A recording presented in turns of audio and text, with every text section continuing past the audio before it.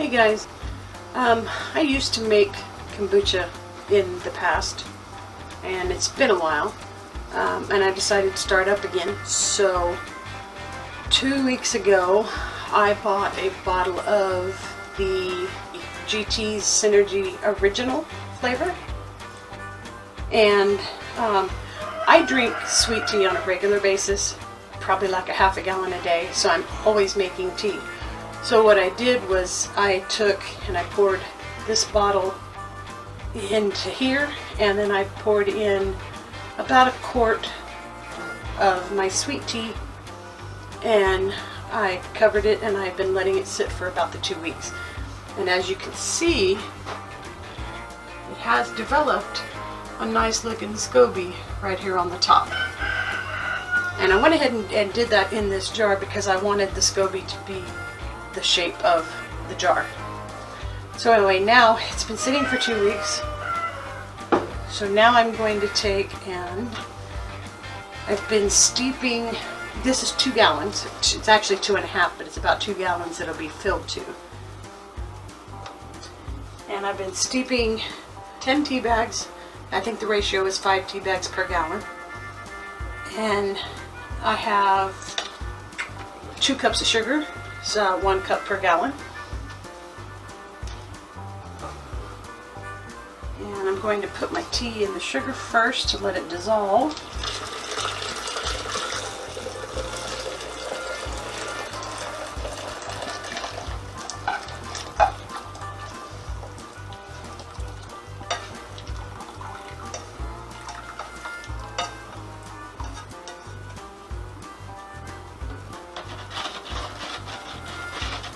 And then I have a little bit of ice in here.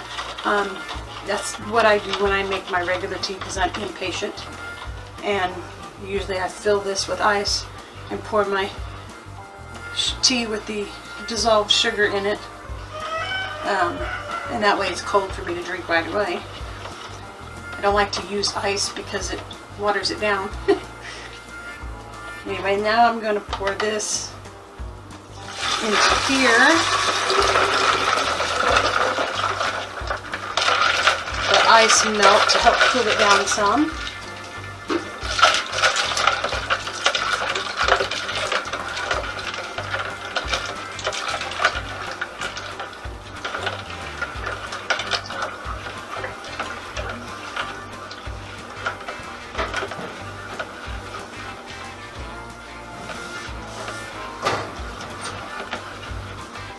And then I'm going to fill this with water.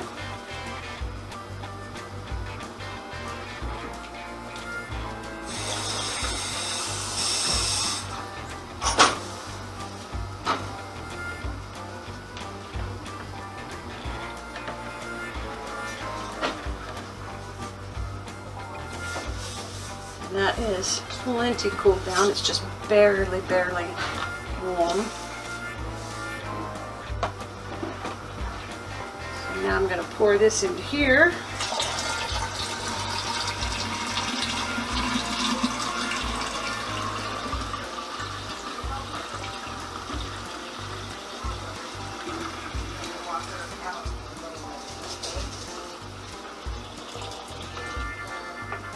So now I'm going to top this off.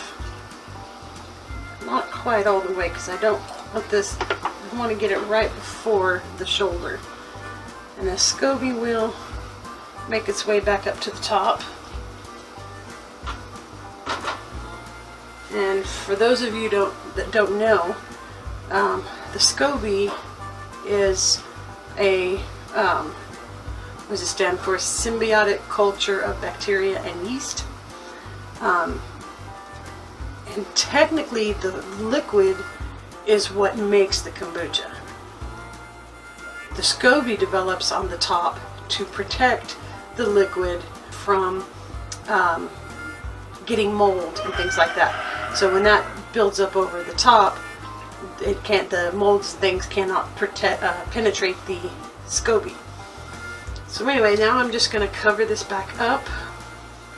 That will eventually come all the way to the top, and it will develop a second SCOBY when it does that.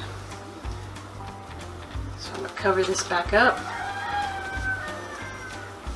And I have a cabinet back here where I just set it up in there. It will probably, I'm going to check mine in a week because I had a decent amount of liquid, a really good starter SCOBY. So I don't think it will take too long, and I'll check back with you in a week and we'll see how it's doing. Alright guys, so the kombucha has been sitting for a week now, and I tasted it, and it is still a little on the sweet side. That's the way I like it. I like it when it's done to taste like, almost like a wine cooler. So, what I'm going to do now is I have some plum juice and some peach juice. I'm going to put in these bottles.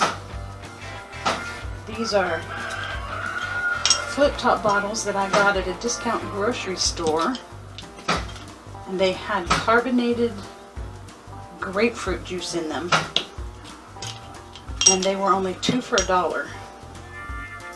And I don't like grapefruit juice, so I bought them and brought them home and poured the juice out, and now I have these nice swing top bottles.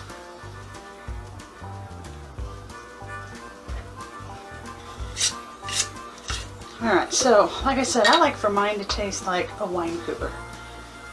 So typically it would be somewhere between 1/4 and 1/3 of the bottle with juice. I just kind of eyeball it. I probably do more than closer to the 1/3 because, as I said, I like mine pretty sweet.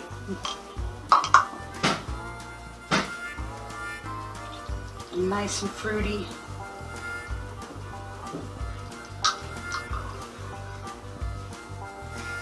Alright, so those two will be plum.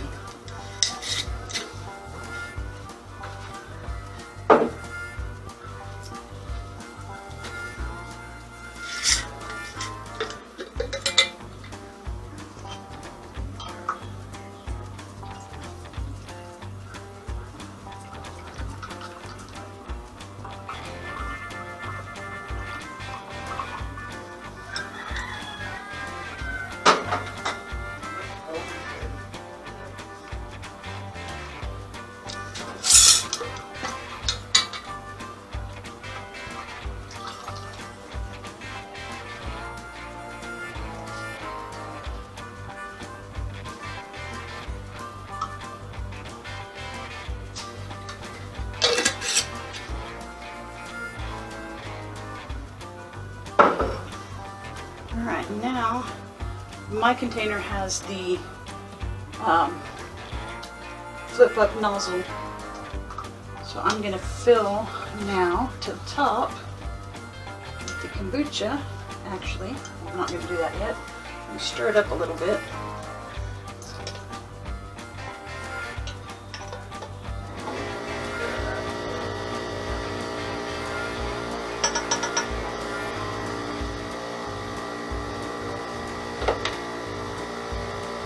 Something I wanted to show you guys.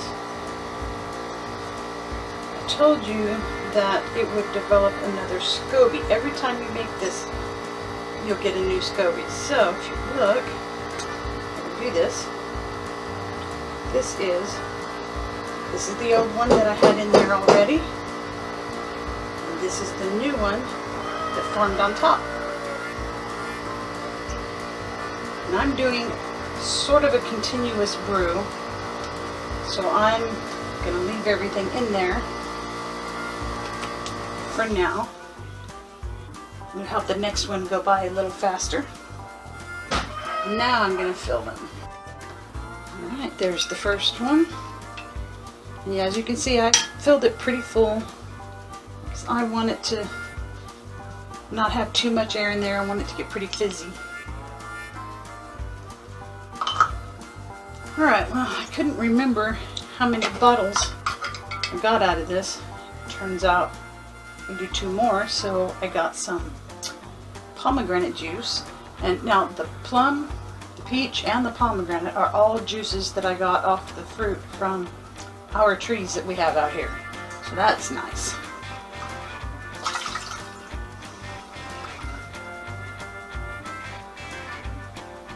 don't like these jars for dumping.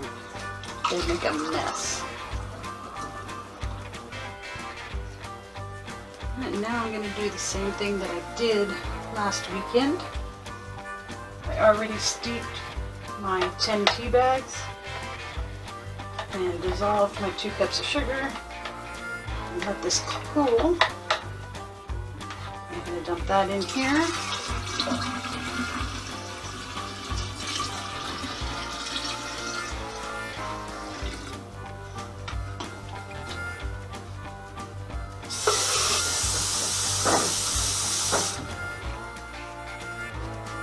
Top this off.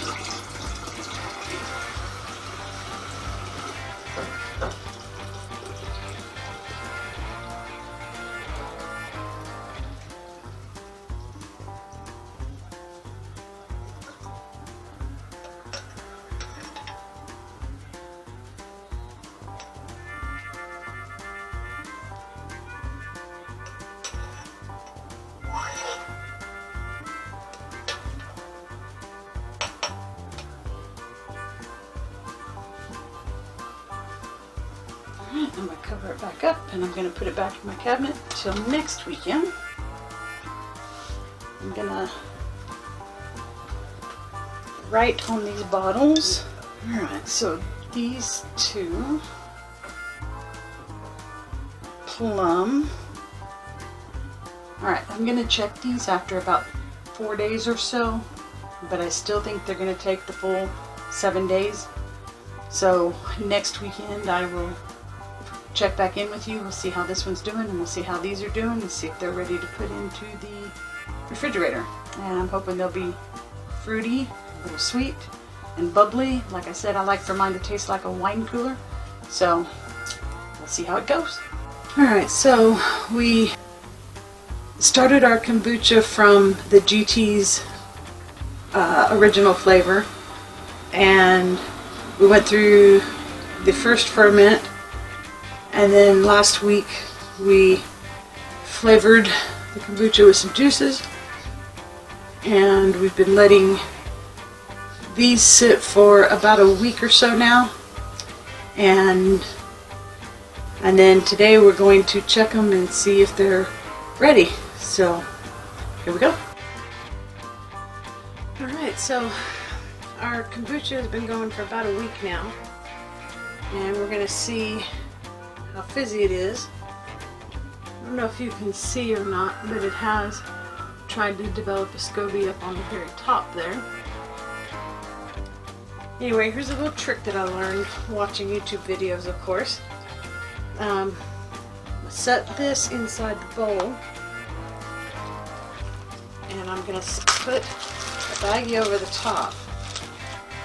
That way, if it's very carbonated and it tries to spew all over the place, it'll catch in the bag and you drip down into the bowl, so you're not wasting it and it's not going everywhere. So anyway, this one is the pomegranate. So let's see. Did you hear that fizz? Oh, just like that.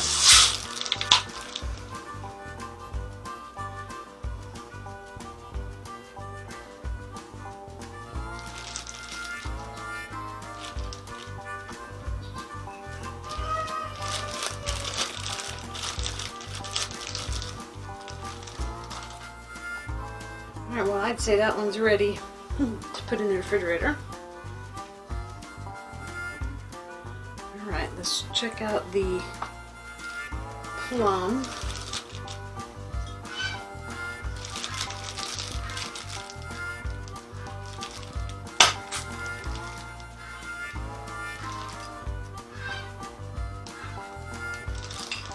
Well, it sounded like it had a lot.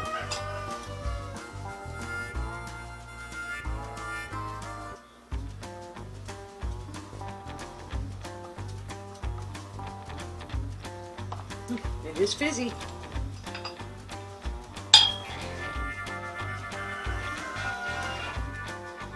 Alright, now let's check out the peach.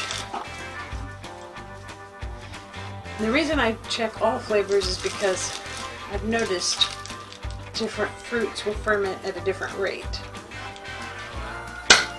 Whoa!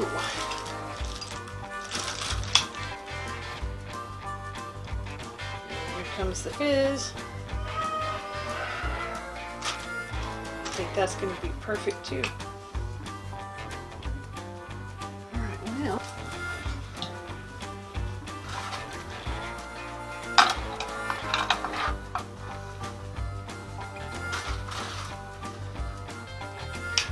I think we're going to try a little bit of this one.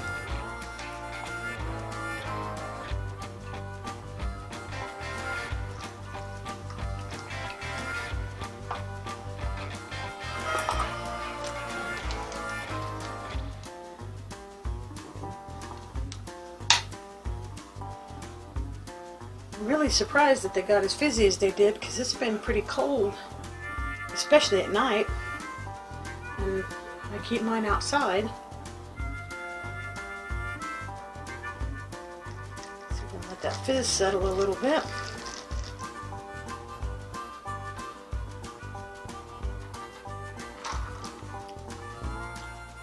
Yum.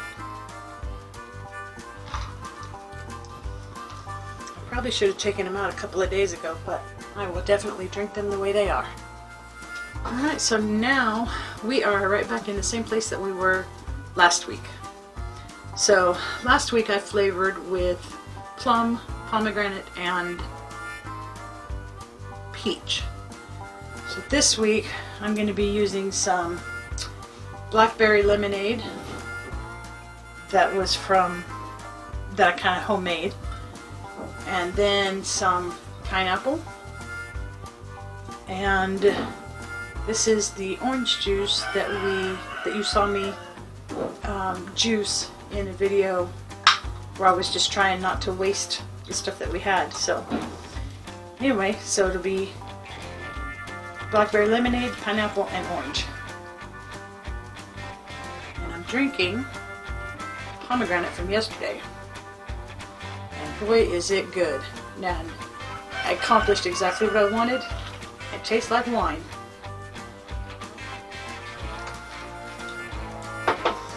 Okay, so I'm going to take the cover off of this. And I'm going to give it a little bit of a stir.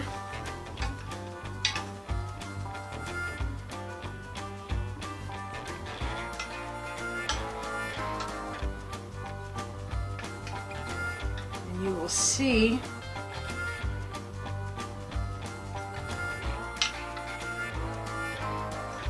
this is the original SCOBY that we started with. And this over here is the new one that formed last week.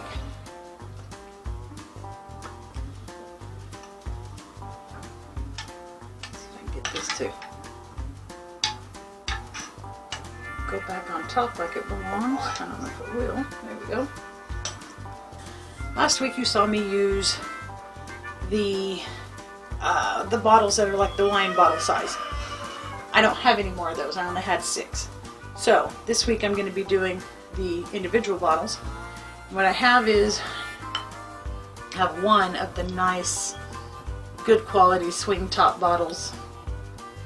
I have 3 of the kombucha bottles from buying store-bought kombucha. And then these 4, they're from the Dollar Tree, I think it was, or whatever. And they're the swing top bottles, but they're not as good quality. So you have to be a little more careful and not let these go too long, or they could explode. So I've used these many times. I haven't really had an issue. One time I had one bottle explode, and I can't even remember. I believe it was one of these, and literally the top just popped off, and the stuff went all over my cabinet. So that was fun to clean up. But I had let that one go way too long. So anyway, you just have to be careful with those. So those are what we're going to be using today. So first thing I'm going to do is put my flavoring if I did my calculations right, I should need 9 bottles. So, we'll see.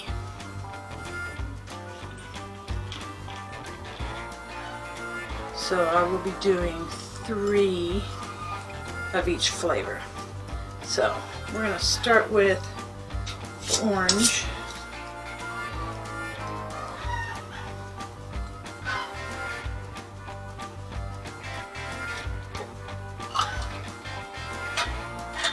Just to make it a little easier to pour, I like to pour it in this first, because it's hard to pour out of these jars.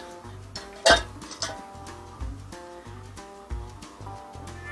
so we're going to do, let's see, 2,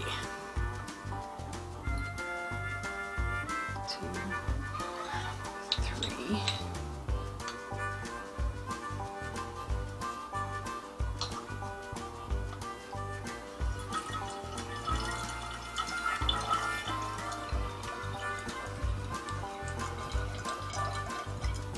And again, just like I said last week, it's typically somewhere between a 1/4 and a 1/3. It just depends on how strong you like it. But I like mine to be pretty fruity. So I probably use quite a bit more than a lot of people do. But that's the beauty of making it yourself, is you have control of that.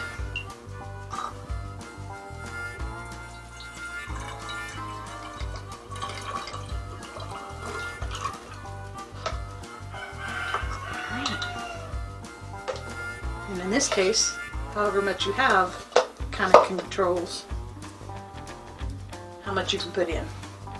Alright, now I'm going to fill these with the kombucha.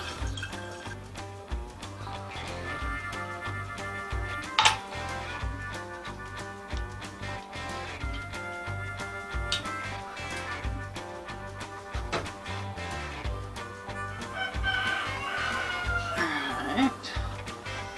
Now, one thing you can do too, and you'll see, you can look on the internet and you can find all kinds of recipes, but a lot of people will add herbs and stuff, like an orange with mint or basil or something like that in it. I typically don't use a lot of herbs in mine. I just use what I have, and I like just the fruit flavor. So, alright, so now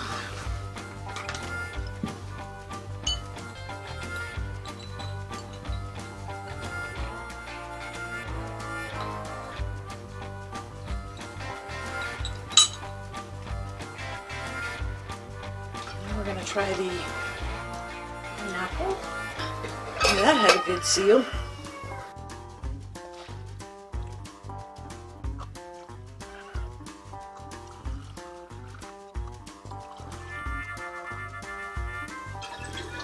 Fill these with the kombucha. I guess I'm only going to make 2 of the blackberry lemonade. I have to get me some more bottles. Wow, that had a good seal.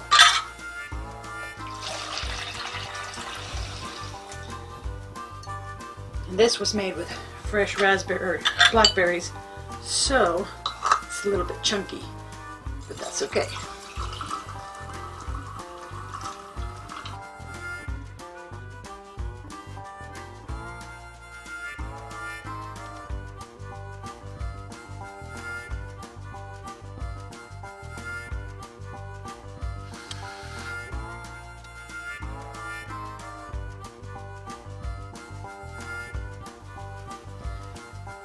Alright, so now I'm going to take this. I already made my tea. Again, it's 1 cup of sugar per gallon and 5 tea bags per gallon, and my container it's a 2.5 gallon container, but as you can see I leave some in it, so it's about 2 gallons. So I'm going to pour this in here.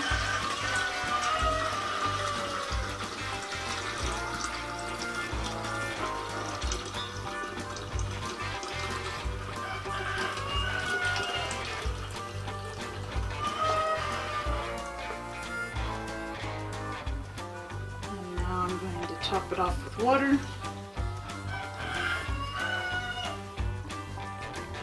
About right there. Cover it back up.